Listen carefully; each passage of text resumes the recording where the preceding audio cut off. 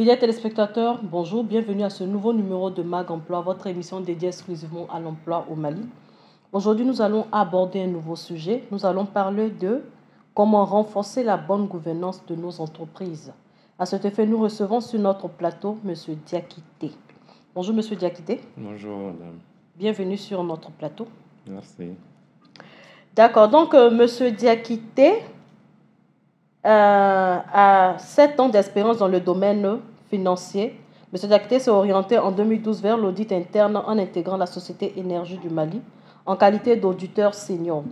De 2016 à 2018, à la faveur d'une disponibilité, il a travaillé à la Banque Atlantique Mali en qualité d'auditeur senior, puis à Save et Children International en qualité de directeur contrôle interne. Diplômé d'un Master of Business Administration en finance obtenu à l'École supérieure de gestion à Paris, M. Diakité est consultant associé au cabinet GRRC, conseil depuis 2020. Il est également président de l'Association des contrôleurs, inspecteurs et auditeurs du Mali. Donc, bonjour encore M. Diakité. Bonjour. Et bienvenue sur notre plateau. Donc, aujourd'hui, avec vous, nous allons parler de bonne gouvernance. On va essayer de savoir un peu ce que c'est, la bonne gouvernance en entreprise ou des entreprises. Donc, la première question que je m'en vais vous poser, c'est, pour vous, c'est qu'est-ce que la bonne gouvernance ? Merci de m'avoir invité pour la seconde fois sur ce plateau pour parler de sujets aussi intéressants les uns que les autres. Avant de parler de gouvernance, on va parler d'entreprise. L'entreprise, c'est une combinaison de ressources humaines, techniques et financières pour produire des biens et ou des services destinés à la vente en vue de réaliser un profit.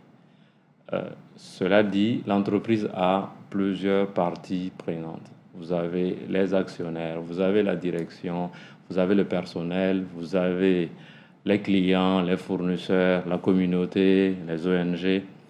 Il faut trouver un équilibre entre ces différents intervenants, fixer les règles et les principes de fonctionnement de l'entreprise pour pouvoir trouver un équilibre, parce que ces intervenants n'ont pas les mêmes intérêts. Okay? Donc la gouvernance, ce n'est rien d'autre que la recherche de cet équilibre-là entre les parties prenantes de l'entreprise. Autrement dit, la gouvernance, c'est se donner les moyens d'un bon équilibre des pouvoirs au sein de l'organisation afin d'éviter des déviances, des dérives personnelles et surtout les dérives qui viennent du sommet de la hiérarchie, du sommet de l'entreprise. Voilà.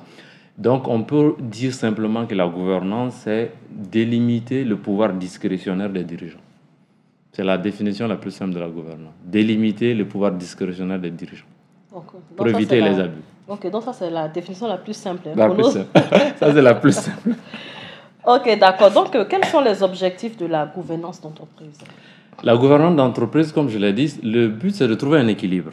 Okay? Un équilibre entre les pouvoirs. Parce que toutes les parties prenantes ont des pouvoirs. Et souvent des pouvoirs qui ne vont pas dans le même sens. Donc, il faut trouver un équilibre.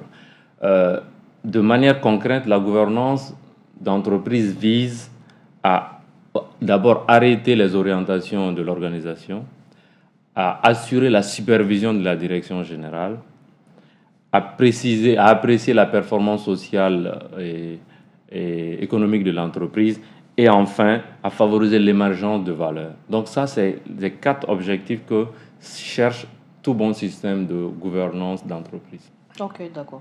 Maintenant, qui sont les acteurs majeurs de la gouvernance d'entreprise ? Les acteurs majeurs de la gouvernance d'entreprise sont au nombre de 4. Il y a d'abord le conseil d'administration. Le conseil d'administration représente les actionnaires, donc ça représente les propriétaires de l'entreprise. Et ce conseil d'administration a pour rôle de définir les orientations stratégiques de l'entreprise et de superviser la direction générale. Deuxième acteur majeur, c'est cette direction générale qui est mise en place par le conseil d'administration pour mettre en œuvre ces orientations dans les règles de l'art. Troisième acteur majeur, c'est l'auditeur externe, le commissaire aux comptes. Ce commissaire aux comptes a un rôle, il a pour but de certifier la régularité, la sincérité et l'image fidèle des comptes. Parlant de la gouvernance, il a d'autres obligations. Il a l'obligation de procéder à la procédure d'alerte s'il estime que les conditions sont nécessaires. Et il doit aussi révéler au procureur de la République les faits délictueux dont il a connaissance au cours de l'exercice de sa mission. Et quatrième acteur majeur, et non des moindres, vous vous en doutez, c'est l'audit interne. L'audit interne est une fonction d'assurance et de conseil qui a pour but de contribuer à créer de la valeur ajoutée dans l'organisation. Ces quatre acteurs majeurs de la gouvernance, il va sans dire que leur interaction va déterminer la qualité de la gouvernance. C'est pourquoi on parle beaucoup plus de gouvernance adaptée que de gouvernance bonne ou mauvaise. Parce que bonne ou mauvaise, c'est une question d'appréciation. Le but étant de trouver cet équilibre-là entre les pouvoirs en place. Ok, d'accord. Quels sont les différents types ou modèles de gouvernance que nous avons?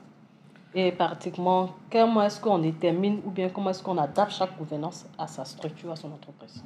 Tout à fait. On retient qu'il y a deux grands modèles de gouvernance. Il y a ce qu'on appelle, disons, deux visions. Il y a la vision actionnariale qu'on appelle corporate governance et vous avez une vision partenariale. C'est-à-dire que la vision actionnariale va mettre l'accent sur les intérêts des actionnaires en premier lieu. L'entreprise doit procurer le maximum de profit coûte que coûte, je caricature. Et la vision paternaliale, c'est la vision la plus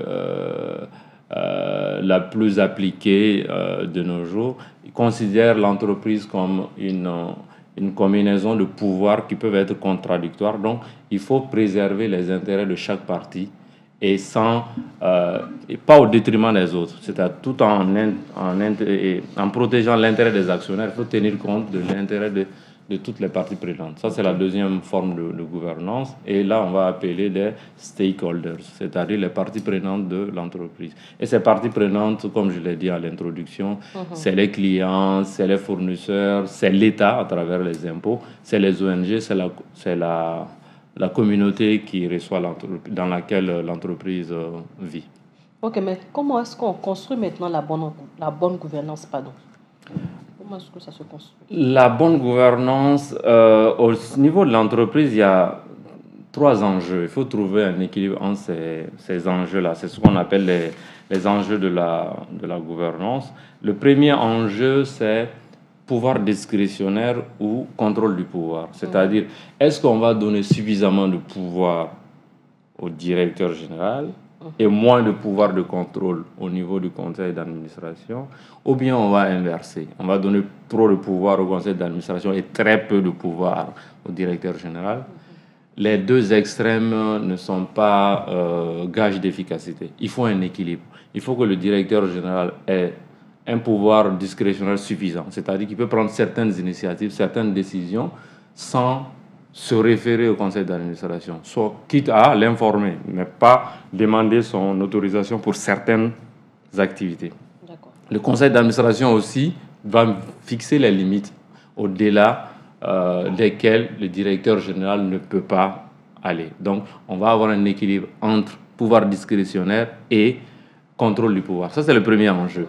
Le deuxième enjeu, c'est trouver un équilibre entre l'intérêt général et l'intérêt particulier, l'intérêt individuel. Parce que quand vous mettez en place une structure, vous confiez à un directeur général, le directeur général a un intérêt personnel dans l'entreprise. Mais il y a l'intérêt général qui est là, qui est de préserver l'entreprise et qui est de sauvegarder les intérêts de toutes les parties prenantes. Donc il faut un équilibre. Là aussi, si on met trop l'accent sur l'intérêt général au détriment de l'intérêt personnel, ça va poser des problèmes, et vice-versa. Et le dernier enjeu de la gouvernance, c'est un équilibre entre ce qui est information et ce qui est secret. Vous savez, dans l'entreprise, on ne dit pas tout, mais on ne peut pas aussi garder tout comme secret. Donc, il faut un équilibre dans la conduite des affaires entre information et secret, et surtout vis-à-vis du personnel et du public. Ça, c'est les trois enjeux. Donc, si on schématise, ça va donner un triangle équilatéral dont tous les côtés sont égaux. Ça serait l'idéal. Donc, selon qu'on donne plus de poids à tel ou tel aspect, la forme du triangle va changer. Donc, la gouvernance peut prendre plusieurs formes en fonction du dosage qu'on fait entre ces trois enjeux. D'accord. Donc il y a autant de modèles, il y a autant d'exemples de gouvernance que de doses qu'on peut mettre sur ces trois équilibres. Ok. Maintenant, est-ce que la structure de la gouvernance peut-elle différer en fonction du type de structure ou bien du domaine d'activité? Bien sûr, ça diffère. Une grande entreprise, une multinationale n'a pas le même modèle de gouvernance qu'une PME, voilà, une petite ou moindre entreprise. Une entreprise familiale n'a pas la même structure de gouvernance qu'une entreprise, qu'une société par action, une société anonyme par exemple. Donc, en fonction de la taille de l'entreprise, en fonction de l'environnement économique, politique, culturel du pays et en fonction des ressources de la qualité des ressources humaines et de notre vision, on va adapter la structure de gouvernance. Donc, tout est question d'équilibre et d'adaptation. Il ne s'agit pas de prendre un modèle de gouvernance qui marche dans un pays comme la France ou les États-Unis et de copier exactement le même modèle dans nos pays sans tenir compte des réalités. Le modèle de gouvernance doit être adapté aux réalités. Donc, si c'est adapté aux réalités, les choses se passent bien. Vous êtes d'accord avec moi qu'une entreprise familiale ne sera pas gérée de la même façon qu'une banque? Oui. Voilà. Ok. Maintenant, quelles sont les meilleures pratiques de gouvernance d'entreprise? Les meilleures pratiques de gouvernance... les meilleures pratiques de gouvernance, d'abord, il y a ce qu'on appelle la séparation entre les fonctions de directeur général et de président du conseil d'administration. Ça, c'est vraiment une exigence en matière de gouvernance. Ça veut dire que tout ce qui est PDG n'est pas un bon modèle de gouvernance, voilà, parce que les pouvoirs sont concentrés entre les mains d'une seule personne qui est en même temps directeur général et en même temps président du conseil d'administration. Donc, et on sait qu'en matière de gouvernance, si tous les pouvoirs sont concentrés entre les mains d'une seule personne ou de quelques personnes, inévitablement, il y a des abus. Une autre bonne pratique ou une meilleure pratique, c'est la création de comités d'audit et la création de comités spécialisés auprès du conseil d'administration pour pouvoir traiter certaines questions spécifiques. Les comités de rémunération aussi pour voir les rémunérations des principaux dirigeants et une interaction très efficace entre les différents acteurs majeurs, le conseil d'administration, la direction générale, l'audit externe et l'audit interne. Ces différentes pratiques constituent les meilleures pratiques en matière de gouvernance. Ok, d'accord. C'est vrai qu'on a parlé de gouvernance de façon générale, mais on va s'intéresser un peu plus au cas du Mali. Aujourd'hui, quel est l'état de la gouvernance d'entreprise au Mali? Parler de l'état de la gouvernance d'entreprise au Mali, c'est pas aisé puisqu'on a une structuration différente de nos entreprises. Vous avez d'une part les entreprises du secteur privé et d'autre part, vous avez les entreprises du secteur public, notamment les sociétés d'État. Les réalités ne sont pas les mêmes. Mais si on se réfère aux différents rapports d'audit, de contrôle, de vérification, on se rend compte que les principales griefs qui viennent par rapport à la gouvernance d'entreprise sont les suivantes. Absence souvent de comité d'audit, j'en ai parlé. Les comités d'audit, c'est les comités spécialisés auprès du conseil d'administration. Faible recours à des administrateurs indépendants. Okay, parce qu'un administrateur indépendant, c'est un administrateur qui n'a pas de lien économique avec l'entité. Contrairement aux administrateurs ordinaires qui sont des actionnaires de l'entreprise ou des représentants des actionnaires. On a aussi comme faiblesse au niveau de la gouvernance de nos structures la non-tenue régulière des assemblées générales et les sessions du conseil d'administration. Certaines entreprises n'arrivent pas à tenir régulièrement les sessions du conseil d'administration. Généralement, c'est 2 sessions dans l'année. À peine si certaines entreprises arrivent à faire une seule session du conseil d'administration. Et on note souvent la faible compétence de certains administrateurs sur des sujets notamment de comptabilité et de finances. Et enfin, l'absence de services d'audit interne dans certaines entreprises. Ça, c'est vraiment les faiblesses récurrentes au niveau du secteur privé. Au niveau du secteur public, les dysfonctionnements sont à peu près les mêmes. C'est les dysfonctionnements au niveau des organes de gouvernance, CA, et surtout l'expiration des mandats des administrateurs. Il arrive que les mandats des administrateurs expirent et qu'ils ne sont pas remplacés en violation de la réglementation. Il peut arriver aussi que l'immixtion de la tutelle dans la gestion dans les entreprises, les sociétés d'État et les établissements publics. Et on peut citer aussi l'absence, dans la nomination des directeurs généraux, l'absence d'appel à candidature. Ça, c'est vraiment les principaux griefs.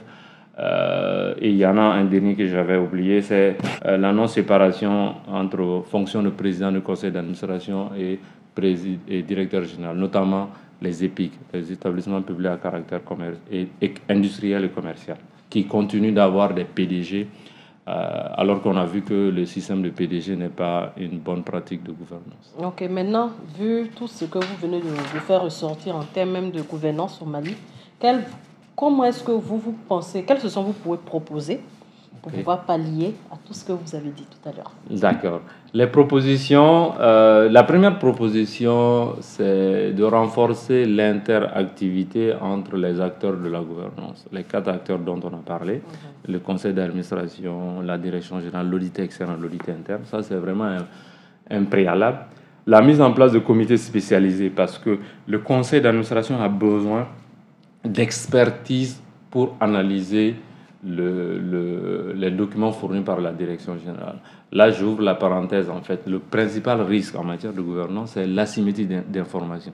C'est-à-dire que celui qui gère la boîte a plus d'informations que le propriétaire de la boîte sur la gestion de la boîte. D'accord. Donc, il faut que cette asymétrie d'information soit minimisée. Donc, c'est pourquoi il faut mettre des outils qui permettent de challenger les informations fournies par la direction générale. Donc, il faut mettre en place des comités d'audit, de rémunération, de nomination. Il faut faire recours à des administrateurs indépendants qui vont venir avec leur expertise éclairer les décisions du conseil d'administration. Il faut veiller à la tenue régulière des assemblées générales, des sessions du conseil d'administration, parce que si ces organes ne fonctionnent pas correctement, la direction n'aura pas de contrôle, c'est-à-dire que la direction va être le seul maître à bord, ce qui peut entraîner des dérives. Okay? Le renforcement des capacités des administrateurs, et c'est un constat général dans la sur-région, c'est pourquoi on a mis en place beaucoup de structures, d'associations qui font la formation des administrateurs pour qu'ils soient outillés, parce que pour contrôler ou superviser une direction générale, encore faudrait-il en avoir les compétences, les moyens et comprendre le fonctionnement de l'entreprise. Et aussi la mise en place des services d'audit dans les administrations. Ça, c'est des recommandations qui sont d'ordre général pour les sociétés, qui soient du secteur privé ou du secteur public. Mais pour le secteur public, il y a quelques spécificités et il y a des textes qui doivent être revus. Je prendrai pour exemple l'ordonnance 91-132 du CTSP de 1991 qui fixe les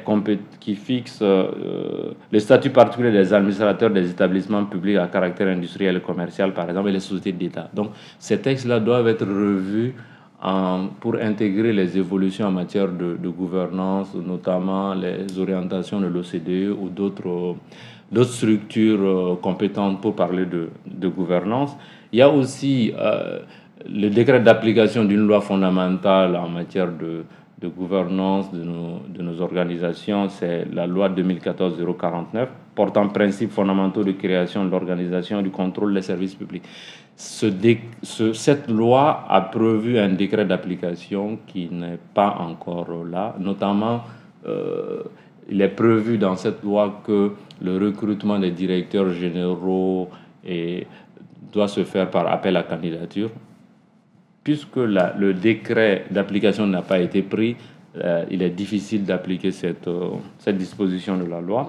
Il y a aussi la relecture de la loi 90-110 portant principes fondamentaux de la création, de l'organisation, du fonctionnement des EPA, établissements publics à caractère industriel et commercial, établissements publics à caractère administratif, la relecture permettra de renforcer le système de gouvernance et notamment la question de la présidente du conseil d'administration.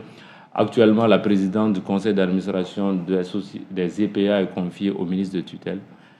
D'autres modèles plus efficaces seraient de confier la présidence de ce conseil d'administration à une personnalité qui va être choisie suite à un appel à candidature. C'est-à-dire, on va prendre les meilleurs qui vont diriger nos conseils d'administration. Parce que la qualité du conseil d'administration, de la qualité du conseil d'administration dépendra l'efficacité de la direction générale. Si on a un conseil d'administration fort avec des administrateurs compétents, les directions générales n'auront d'autre choix que d'être aussi performants. Et si les directions générales sont performantes, tout le monde y gagne. Le client, le salarié, le fournisseur, toutes les parties prenantes y trouvent leur compte de l'efficacité du modèle de gouvernance. C'est pourquoi la gouvernance est une question essentielle pour la pérennité et la survie de nos entreprises. Ok, c'est bien noté. Maintenant, est-ce qu'il y a des actions concrètes qui sont en train d'être menées actuellement avec l'État, vu tous ces tests que vous venez de citer? Quant à vous, il y a des changements à faire. Est-ce qu'il y a des actions qui sont menées dans ce sens-là? Des actions sont en train d'être menées. Par exemple, la mise en place de services d'audit dans le secteur public. Il y a une étude sur le sujet et de plus en plus, on voit des services d'audit dans le secteur public. En matière de formation, beaucoup d'entreprises ont compris la nécessité de renforcer les capacités des administrateurs et dans ce sens-là aussi, ça se fait. Dans le domaine bancaire, la loi oblige les banques à avoir des services d'audit interne, oblige un certain nombre d'outils à avoir pour la gestion bancaire. Donc c'est du nouveau. Dans la banque, c'est une exigence des textes. Vous savez que la gouvernance est beaucoup plus renforcée, en tout cas en matière de textes et de coercition dans les banques que dans les autres domaines de la vie de l'entreprise. Ok, c'est bien noté. Merci beaucoup pour la réponse. Passons maintenant à la question de la semaine.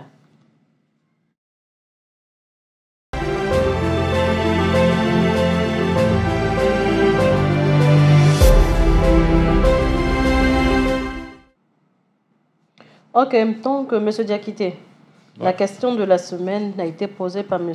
Tangara Moussa, qui aimerait savoir, c'est quoi la différence qu'on peut faire entre gestion et gouvernance d'entreprise?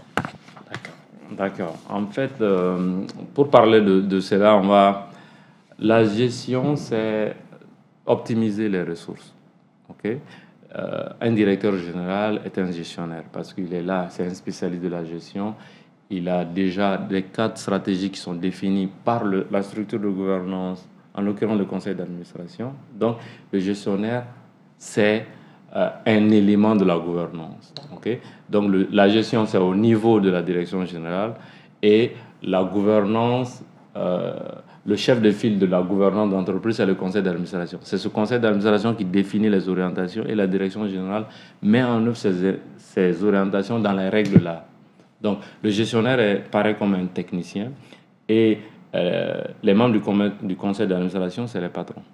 D'accord. Ils définissent les orientations aux techniciens, aux spécialistes de la gestion de mettre en œuvre ces orientations. Et c'est pourquoi ce doit être des spécialistes, c'est-à-dire des professionnels de la gestion qui ont étudié la gestion, qui ont un profil de gestionnaire pour mettre en œuvre les orientations de la direction générale. Et il faut noter que si la direction générale ne fait pas l'affaire du conseil d'administration, elle va être changée. Ok, d'accord. Maintenant, est-ce que dans la gouvernance, c'est-à-dire que est-ce que la gouvernance n'intervient pas dans certains types de structures, c'est-à-dire dans les PME? Est-ce qu'on ne peut pas parler de gouvernance dans les PME? Il y a de la gouvernance partout, en fait. La gouvernance, elle est partout. Tout est question de modèle, de dosage, de formalisation. Même si l'entreprise n'est pas formalisée, il y a un système de gouvernance, c'est-à-dire il y a un système de gestion du pouvoir.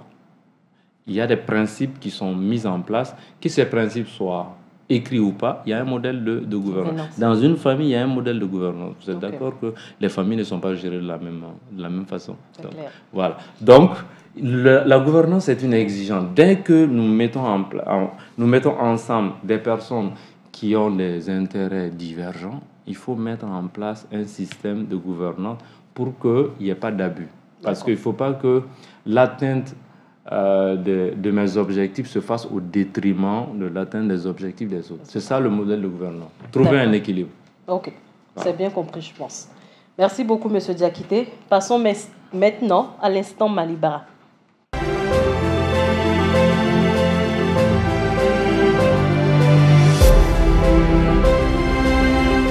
Ok, donc bonjour Aïssata. Bonjour Sandrine. Tu vas bien? Je vais très bien. Je remercie. Donc aujourd'hui, on aura quoi comme thème d'instant Malibara? Alors, aujourd'hui, comme instant Malibara, nous allons vous parler de comment éviter la procrastination au travail. Alors, pour cela, la première des astuces, faire une liste des tâches que vous devez faire. Pour éviter de procrastiner, la première des choses est de faire une liste des tâches que vous avez à effectuer, ce qui va vous permettre de voir plus clairement et d'être certain de ne rien oublier, ce qui va aussi réduire votre niveau de stress au moment de forte activité. Dans la pratique, il est conseillé à ce que vous rédigez votre liste sur votre ordinateur ou encore sur un papier.